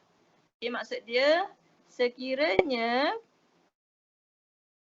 perkataan ataupun physical quantity dia tu ada dalam soalan, tidak diterima sebagai jawapan. Contoh kalau kita kata the source of water is manageable. Dalam atas dia dah sebut perkataan water, near to the water, macam tu lah lebih kurang. So yang tu kita walaupun tulis dia tak dapat bagi markah. Tapi oleh kerana soalan ni dia kata dibuat di lakes, rivers and ocean, dia tak cakap pun kita tahulah lake, rivers and ocean tu ada water kan. Jadi kita sebut balik perkataan water tu, alright, so boleh diterima. Okay, boleh diterima. So source of water is manageable. Atau markah yang kedua is used as a steam to convert the energy to kinetic energy of the turbine ataupun as a cooling agent. So air dalam nuclear reactor ni ada dua jenis. Yang pertama yang untuk ditukar kepada steam, yang kedua untuk digunakan as a cooling agent. Alright. So antara dua ni salah satu. Maksudnya yang ini compulsory, yang ini adalah salah satu. Dia macam tu. Alright. Yang pertama sumber air, ada perkataan sumber air yang dekat ataupun sumber air yang mudah diterima, dan yang kedua sumber air tu untuk apa? Yang pertama digunakan untuk steam, yang kedua digunakan as a cooling agent. Okay, barulah kita dapat 2 markah full. 2 markah full kat sini. Okay, kita tengok kawan awak jawab nuclear energy to thermal energy. Sorry. Okay, so tak cukup. Need large amount of cooling water. So tengok large amount cooling water. Kat sini dia terus dapat 2 markah. Dia macam tu. Nampak tak? Okay, sebab ada perkataan cooling as a cooling agent. Yang pertama ada large amount of water. So 1 markah. So, daripada ayat tu terus dapat 2 markah. Alright? Okay, faham? Faham tak ni? Faham, Okay. cikgu. Contoh kalau dia jawab macam ni, this body needs large amount of cooling agent. Dia tak sebut water tapi dia sebut agent. Dia dapat berapa markah? Dia tak sebut water, dia dapat cooling agent. Dia hanya akan dapat satu markah je. Kalau dia jawab contohnya the bodies need large amount of cooling agent. So dia akan dapat 1 markah untuk cooling tu saja. So untuk water tu dia tak dapat markah. So untuk ni dia dapat 2 markah lah. Okay. 3,5 dah. Alright, so kenapa uranium unstable nuclear solid? Kat sini yang cikgu kata easy tu kita ambil sebagai special case sikit. Untuk solid dalam uranium saja. Untuk solid dalam radioaktif saja. Untuk solid dalam radioaktif, kenapa kita gunakan solid? Sebab dia memang mudah untuk untuk easy to handle. Yang ni saja yang diterima. Yang lain kita tak terima perkataan easy tu. Tapi kalau nak selamat, buat je not spill. Okay, tidak tumpah. Kita guna solid ni lah. Alright. Okay, so 3 stronger ataupun long lasting. Okay. Kita tak terima kalau satu lagi yang melibatkan wang. Melibatkan wang. Contohnya biasa kalau kita kata cut cost kan. Cut cost apa lagi not expensive, contohlah kan. Not expensive. Apa-apa juga yang berkaitan dengan wang, semua ni tidak diterima. Okay, semua ni tidak diterima. Kadang-kadang kita ada kata low cost. Okay, kadang-kadang kan ada yang low cost. Okay, yang ni pun tidak diterima. Okay, low cost, cut cost, apa semua yang ni tidak diterima sebagai jawapan di dalam SPM. Right, so kena ingat lah. So hopefully kalau ada lagi skema-skema yang cakap low cost ke apa semua dari buku mana-mana, abaikan yang tu. Sebab kita tak terima dah perkataan low cost tersebut. Okay, kita tengok jawapan dia uranium. Tak apa kalau yang ni salah. Dan dia ada perkataan uranium ni. Kalau dia 2, 3, 8 dia silap. Okay. Easily to split apart, dia unstable. Memang kita nak, yang tu dia tak ada macam, jawapan dia macam satu tu je. Maksudnya kalau dia tak ada slash-slash tu je lah jawapan dia. Okay, so kalau yang ni dia menjawab nama material. Okay, nama material. Alright. Dalam SPM hari tu, kita bagi sekiranya dia jawab solid boron. Dia macam tu. Okay, maksudnya dia kena ada perkataan solid tu. Okay, to prevent daripada, alright. Thick concrete wall prevent from leaking. Okay, diterima untuk from leaking ni. Dia ada satu stronger, not leaking tu benda biasalah dalam pemakahan. Okay, Baik, so kita recap untuk section A. Kita recap sikit untuk section A. Kalau kita tengok untuk section A, question 1 4 mark, question 2 5 mark, question 3 6 mark, question 4 9 mark, question 5 9 mark, question 6 9 mark, 7 9, 8 pun 9. 9, 9, 9, 9, 9. Kalau KBSM dia macam ni, 4, 5, 6, 7, 8, 9, 10, 10. Kalau dalam KBSM. Untuk KSSM sebenarnya saya cikgu nak bagi tahu dia tak markah yang setiap soalan ni sebenarnya dia tak fix. Dia boleh jadi 999 macam tu. Okey, sebab sekarang ni pun cikgu-cikgu pun tak terima lagi dia konkret soalan bagaimana soalan KSSM tu. Cuma kita boleh nampak bayangan dia macam ni lah. Tetapi setiap soalan mesti ada soalan PF01 dengan KF01. Wajib ada. Itu soalan definition, state, apa semua tu wajib. Jadi anak-anak, soalan definition, okey, apa-apa jua definition wajib hafal. Macam-macam mana sekalipun soalan definition wajib hafal supaya markah yang kita dapat di setiap markah tu tak berkurangan. Okey, kita dapat maximiskan our marks in each of the question. Okey, boleh? Bagi cikgu minum air sekejap boleh tak? Boleh. Boleh. Minum air kejap rasa kering. Boleh.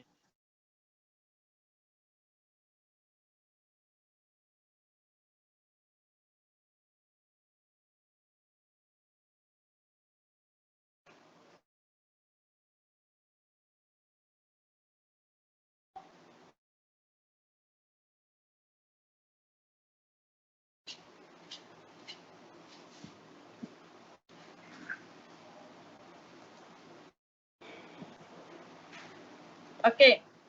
Kita sambung untuk section B. Section B ni cikgu akan tunjuk satu soalan saja.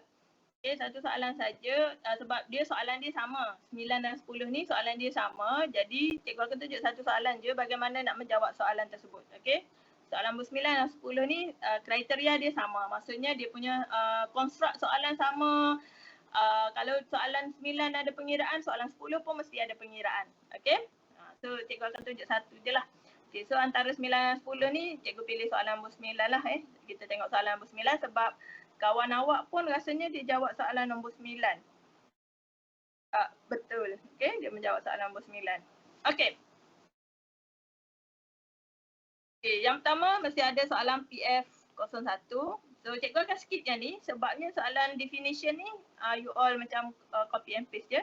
Okay, kita nak tengok soalan menjawab soalan 4 markah ni. Okay, soalan 4 markah ni. Based on your knowledge and study of wave, explain how the radar system function. Okay, baik. Soalan 4 markah ni, now cikgu nak tunjukkan bagaimana kita nak jawab soalan ini.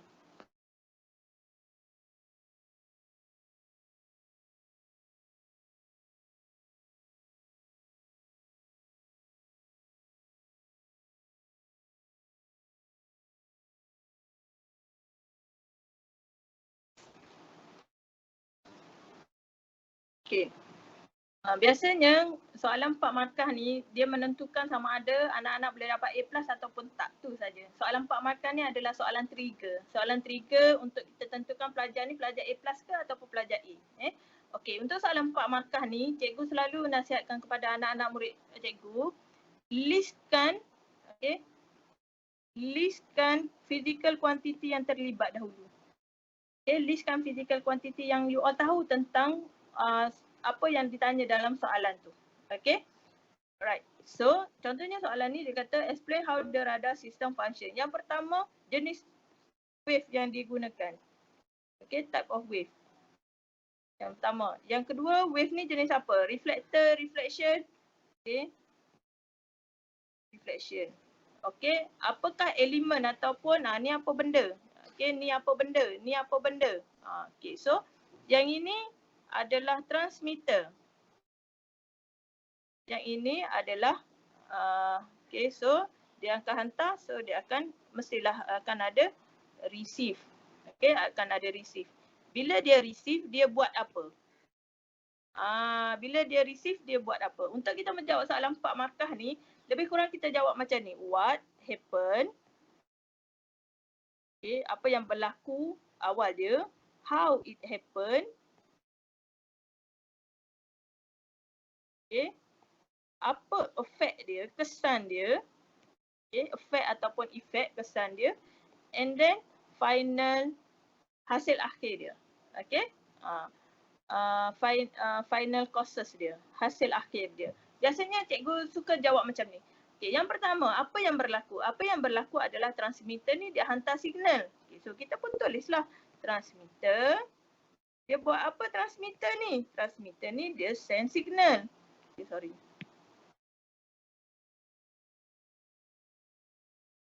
Dia send signal. Bila dia send signal, apa yang pula yang berlaku? Dia kena kapal terbang ni. Kapal terbang ni dia reflect. So the signal is reflect. Ataupun dipantulkan. Bila dia dipantulkan, apa yang dia buat? Receiver ni akan terima signal tersebut.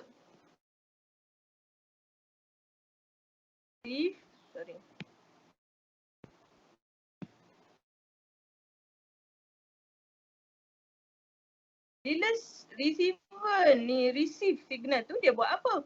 Dia receive saja, duduk diam gitu. Mestilah dia nak bagi tahu kepada orang yang melihat kan, manusia yang melihat. So bagaimana kita nak itu? So bila receiver receive the signal, dia akan membentuk form image. Okay, dia akan membentuk image. Okay, form and image, membentuk image.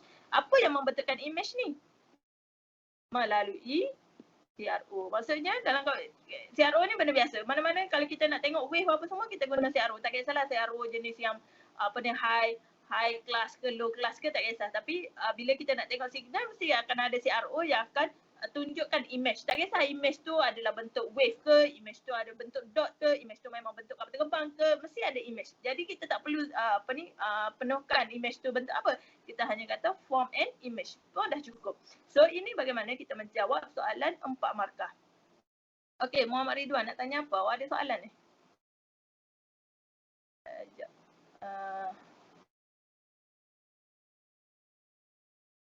Tak ada. Ingatkan ada soalan. Okay, so biasanya macam ni. Bila kita nak jawab soalan 4 markah ni, bila kita nak penuhkan, kita list down dulu dia punya physical quantity yang terlibat ataupun teori yang terlibat. Okay, kita list down dulu. So untuk kita dapatkan, kita kata point. Untuk kita dapatkan point untuk kita menjawab soalan 4 markah ni. Lepas tu kita pergi kepada pertanyaan soalan what happened. Bagaimana ia berlaku, apa kesan dia dan apakah hasil akhir yang terlibat di dalam working principle tu ataupun di dalam explanation tu. Okay, cikgu tunjuk satu lagi. Ini adalah yang first. Okay, terangkan bagaimana riasat tersebut digunakan untuk mengawal arus. So sama juga. Sekejap ni.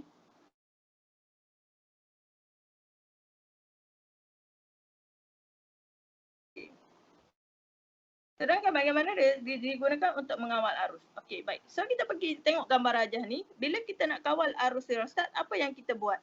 Kita gerakkan dia punya gelongso ni. Betul tak?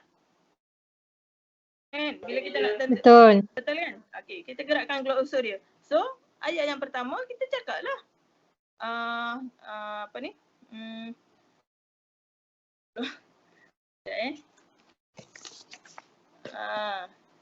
Sliding move sliding contact ni. Bila kita move sliding contact ni ke kanan ke kiri, apakah physical quantity yang terkesan daripada pergerakan gelongso ni? Iaitu gegelung dawai ni. Bila dia gerak ke kanan ke kiri, so gegelung dawai ni dia akan detect sama ada panjang ataupun pendek. Gegelung dawai ni ataupun coil ni akan change. So, yang kedua kita sebutlah gegelung coil of coil of wire ni dia punya apa? Dia punya physical quantity dia. Length kan? Panjang kan? Length kan? Okay, coil ni length. Okay, so kita jawab dah. Length of coil of wire change. Kenapa tak cikgu guna change? Boleh tak cikgu saya nak guna increase, decrease? Boleh, tak ada masalah. Kalau kita nak buat ayat kita ni increase semua kan. So kita buat increase, move sliding contact to the right. Length of coil increase. Contohnya macam tu. Boleh, tak ada masalah. Cuma yang ni cikgu buat secara general lah sebab dia tak tanya. Sebab dia kata mengawal arus saja. Dia tak kata untuk meninggikan arus. Kalau dia kata meninggikan arus, barulah kita kena cakap move sliding contact to the left. Length of the coil of wire decrease. Dia kena macam tu. Okay, tapi oleh kerana soalan ni dia kata to control the current saja. So kita jawab pun secara orang kata secara am lah. Kita tak jawab khusus sama ada dia increase ataupun decrease. So bila length of coil of wire change, length of wire of change ni dia akan mengubah apa? Dia akan bagi kesan kepada apa? Kesan kepada kita punya resistance. Resistance kita akan berubah. Resistance is changing, akan berubah. Bila resistance change, apa yang berlaku kepada current? Current pun akan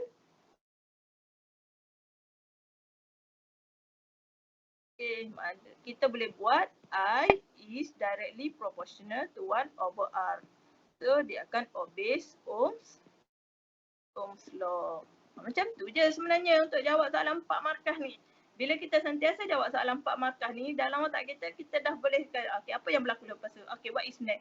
Apakah physical quantity? So kalau kita tengok physical quantity yang terlibat di dalam kita punya list ni, yang pertama length, resistance, current. This is the physical quantity. Sebab tu bila kita jawab soalan, bila kita list outkan physical quantity yang terlibat, kita boleh tahu apakah jawab kebarangkalian ataupun apakah ayat yang sesuai untuk kita jawab soalan ni.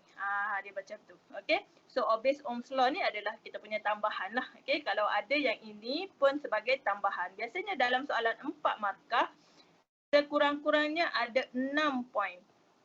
Maksudnya pemeriksa dia akan sediakan 6 poin untuk membantu bagi full 4 markah kepada anak-anak. Biasanya macam itulah. So, kalau kita ada banyak lagi, kalau kita nak cerita tentang sebab dia kata to control the arus dia kan. So, dia tak cerita tentang potential difference. So, tak payahlah nak cerita. Cuma dalam nak control arus tu, dia ada resistance. Dalam resistance tu, apa yang mengubah resistance adalah length of coil of wire tersebut. Okay, so apa yang mengubah length adalah bagaimana kita gerakkan lah. Kita gerakkan. Alright, so this is how we answer the 4 marks question. Okay, always ask yourself what is happen, how it's happen. Okay, and then last sekali apakah hasil akhir dia. So dalam ni hasil akhir dia yang ni lah. Your microphone is mute. Dengar tak suara saya? Dengar. Dengar. Sebab saya guna dua ni. Okay, so boleh faham yang 4 markah tu macam mana nak jawab. Alright, so bila kita nak jawab soalan 4 markah ni, always ask yourself, what is happen? Apakah subjek yang terlibat? Apakah teori yang terlibat? Okay, bagaimana ianya berlaku? Okay, apakah physical quantity yang menyebabkan ia berlaku? Okay, dan yang ketiga, apakah kesan dia? Kesan terhadap bila kita buat yang ni, apa kesan dia? Bila awak makan nasi mentah, apa kesan dia? Lebih kurang macam itulah awak sakit perut. Bila awak sakit perut, apa yang berlaku? Awak sering ketandas. Bila awak sering ketandas, apa yang berlaku? Contohnya macam tu. Okey, dia mesti ada perkaitan. Perkaitan antara kita boleh kata kronologi, working principle tersebut. Okey. Baik. Okay, so sekarang ni kita nak menjawab soalan menilai decision making. Alright. So kita guna kaedah yang ni essay. Kalau yang tadi punya structure. Kalau structure 6 markah, 7 markah berserta dengan I choose. Okey, ini adalah soalan essay. Bila soalan essay ni, cikgu sangat galakkan ataupun kalau pelajar cikgu ni, cikgu wajibkanlah sebenarnya menjawab dalam bentuk table macam ni. Bila kita nampak je soalan dia macam ni untuk section B, kan ambil kertas kan, bila kita nak jawab terus buat table 5x2 macam ni. Alright. So, kita pergi satu persatu untuk kita tengok dia punya radar sistem dia dah. Okay. Diameter kita nak large ke small? Agak-agak awak. Diameter parabolic disc tu kita nak large ke small? Large lah kan? Small nanti Okay, distance of signal receiver. Tak tahulah same ke longer, abaikan dulu. Okay, boleh abaikan dulu. Okay, type of wave, kita guna microwave. Infrared 1. Okay. Ada setengah buku ataupun setengah ayat dia bagi tahu bahasanya radio wave pun boleh digunakan sebagai radar. Tak apa, kita letak 5. Tetapi pilihan yang tepat adalah microwave. Radio wave adalah ada juga gerak ke kanan, lepas tu gerak ke kanan, lepas tu betul, boleh, tak ada masalah. Dina Nur Najlah dia tanya, kita spesifikkan kita gerak ke kanan atau kiri, lepas tu dia rendah atau tinggi semua tu betul. Betul, cuma kalau anak-anak salah, tu je. Contohnya kan, bila dia gerak ke kiri, resisten dia rendah. Resisten dia rendah sepatutnya. Tiba-tiba Dina jawab gerakkan ke kiri, resisten tinggi. So dia akan jadi salah. Dia akan jadi salah. Maksudnya dia kontradik. Dia tak boleh kontradik. Jawapan dia tak boleh kontradik. Ataupun kita kata resisten low, current low. Pun dia jadi kontradik. Dia tak boleh macam tu. Dia tak boleh jawapan kontradik. Jadi kalau dia tak tanya high or low, kita jawab je berubah, change. Boleh. Cuma hati-hati sekiranya kita takut kontradik. Sepatutnya kalau dalam gambar rajah tu, okay, cikgu pergi balik sikit lah. Kejap ya. Mana tadi?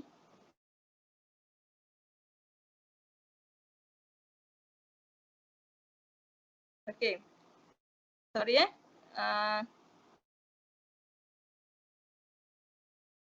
Okay. So kalau dalam soalan ni, yang pertama sekali kita kena tahu yang mana yang asal ataupun yang ni. Okay, contohnya macam ni lah. Kalau sepatutnya kalau dia ke kiri, resisten dia low. Kalau dia ke kanan, resisten dia high sebab dia penebat kan. Okay. So Dina cakap move to the left. Contoh Dina cakap move to left. Lepas tu tiba-tiba Dina pergi jawab resisten high. Okay, kat sini dia dah berlaku kontradik lah. Maksudnya dia dah berlaku percanggahan maklumat. Okay, so kat sini dia akan jadi salah. Okay, boleh faham tak Dina? Alright, so jadi bila turun kita cakap berubah saja. Itu adalah lebih selamat. Okay, lebih selamat kita nak dapat full mark. Kita tak nak dapat 1-2 markah je. Okay, kita nak dapat full mark. Tetapi dia tak penalti untuk yang seterusnya. Contoh kalau kita resistant high, kita katakan current low contohnya. Current low, lepas tu kita jawab is directly proportional to 1/R. Sini masih lagi dapat markah. Maksudnya dia hanya penalti sekali saja. Dia takkan penalti 2 kali dalam soalan. Okay, so dia penalti dia sekali saja. Okay, so alright. Height of parabolic from the ground. Okay, kita pilih high lah. Okay, jarang kita pilih low.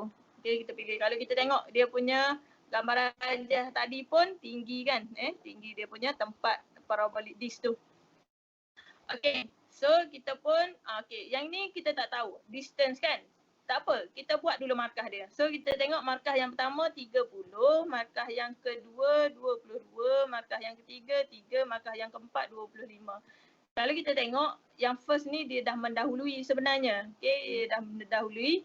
Jadi sebenarnya memang kita akan pilih same of the focal length. Biasanya kalau soalan SPM dia tak akan pelik.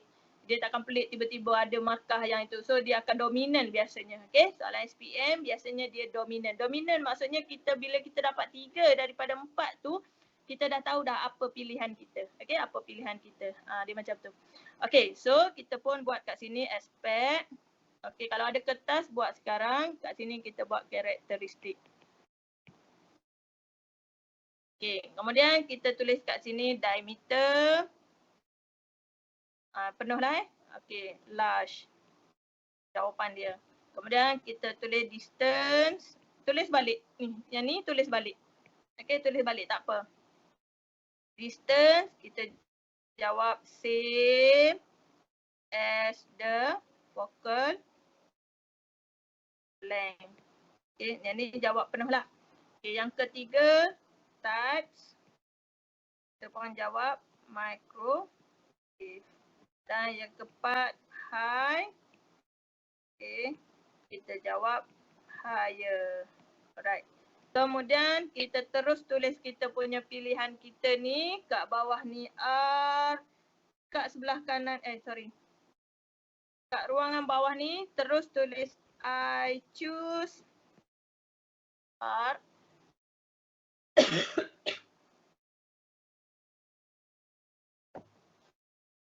Sebelah kanan ni terus tulis salin balik daripada yang pertama ni, daripada yang pertama, kedua, ketiga, keempat ni salin balik ke sebelah kanan ni.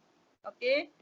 Diameter, large, okay, distance, same, salin balik. Okay, salin balik je. Touch, microwave, salin balik. Higher. Bila nak buat macam ni, okay, dia punya reason tu, karakteristik. Salah, ni bukan karakteristik, ni reason.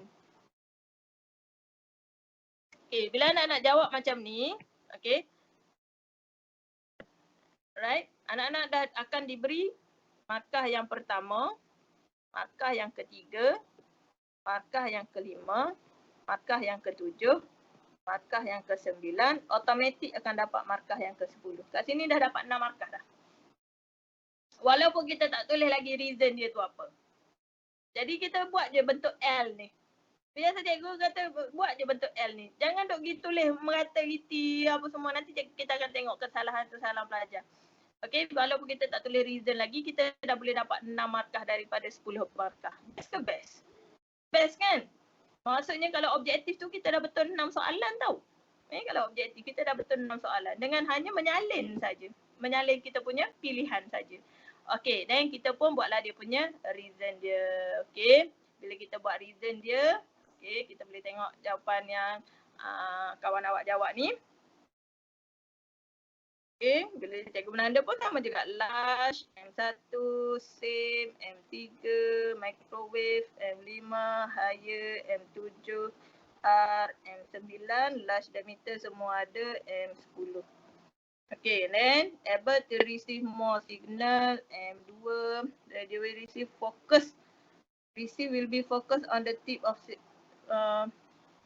dia sebenarnya dia kena jawab wave from infinity focus at the center ataupun focus at the focal point.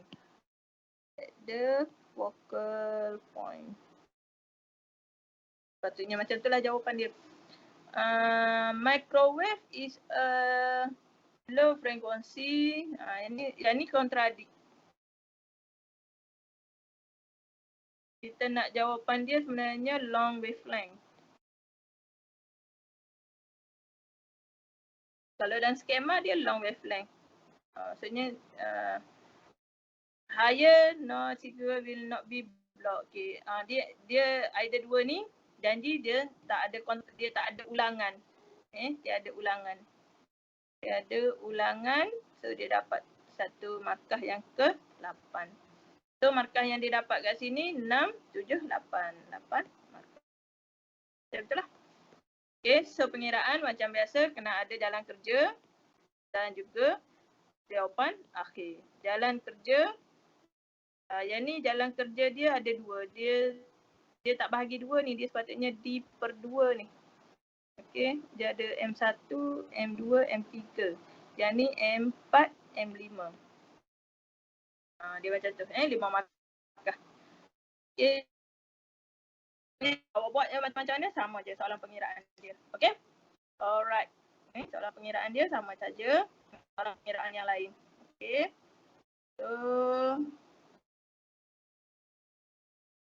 Alright. Okay. So yang ni sama juga kalau kita tengok. Dia kata karakteristik